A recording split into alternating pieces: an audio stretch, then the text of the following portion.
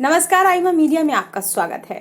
कोलकाता के RG Kar medical college में trainee doctor के साथ रेप और मर्डर केस का सुप्रीम कोर्ट के मुख्य न्यायाधीश यानी कि सीजेआई ने स्वतः संज्ञान लेकर 20 अगस्त की तिथि सुनवाई के लिए सुनिश्चित करके ये स्पष्ट कर दिया है कि न्यायपालिका संवेदनशील है। ये सही है कि कोलकाता हाईकोर्ट ने इस मामले में पश्चिम बंगाल सरकार की कार्रवाई पर असंतोष व्यक्त किया और राज्य पुलिस को जांच से हटाकर केंद्रीय जांच ब्यूरो को सौंप दी थी।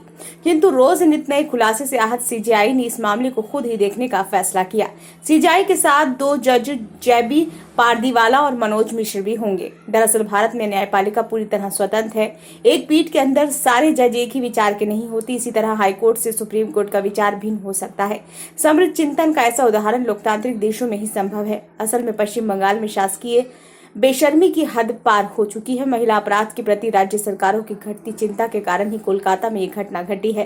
किसी राज्य की सरकार अपने डॉक्टरों तक को सुरक्षा नहीं दे पा रही है तो ये उसके निकम्मेपन का सबसे ज्वलंत उदाहरण है। प्राय इस तरह के अपराध होने पर राज्य सरकारें और पुलिस किसी को आलोचना का अवसर दिए बिना त्वरित कार्रवाई करती है। इसके विपरीत पश्चिम बंगाल की सरकार किसी भी परवाह नहीं करती।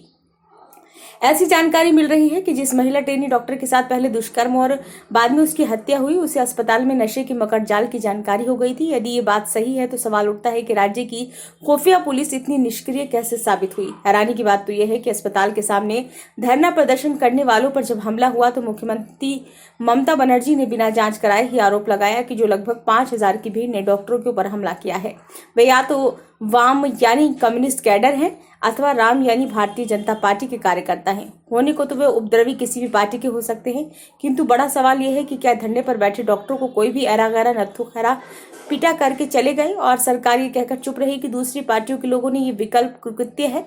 मात्र आरोपी की पहचान बताकर मुख्यमंत्री चुप हो सकती हैं। आखिर उनके खिलाफ कार्रवाई कौन करेगा? वास्तविकता यही है कि सरकार उपद्रवियों के खिलाफ कार्रवाई से बचना चाहती है। बहरहाल यदि हाईकोर्ट के कड़ी प्रतिक्रिया के बावजूद भी सुप्रीम कोर्ट के न्यायाधीश ये सोचते हैं कि हाईकोर्ट से कुछ छूट रहा है तो वह ऐसे मामले में फैसला देकर आरोपी के खिलाफ चल रही कानूनी प्रक्रिया को और भी मजबूत करते हैं।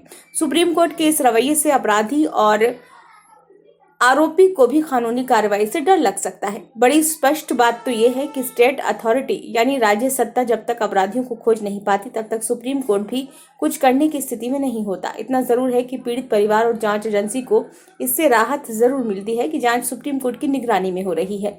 यही मनोवैज्ञानिक राहत लोकतंत्र में बहुत जरूरी है, अन्यथा आक्रोश राज्य सत्ता के साथ साथ न्याय प्रणाली के खिलाफ भी हो सकता है। आज तो देश भर के डॉक्टर ही विरोध प्रदर्शन और धरना दे रहे हैं। यदि लोग सड़कों पर उतर गए तो देश में अराजकता पैदा हो जाएगी। इसीलिए अपना मानना है कि सुप्रीम कोर्ट के मुख्य न्यायाधीश का स्वतः संज्ञान लेने का एक ही मायने लगाया जा सकता है कि हमारे देश की न्यायपालिका संवेदनशील है।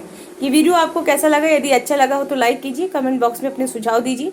यदि इस चैनल को आपने अभी तक सब्सक्राइब नहीं किया है तो कृपया इसे कर लें।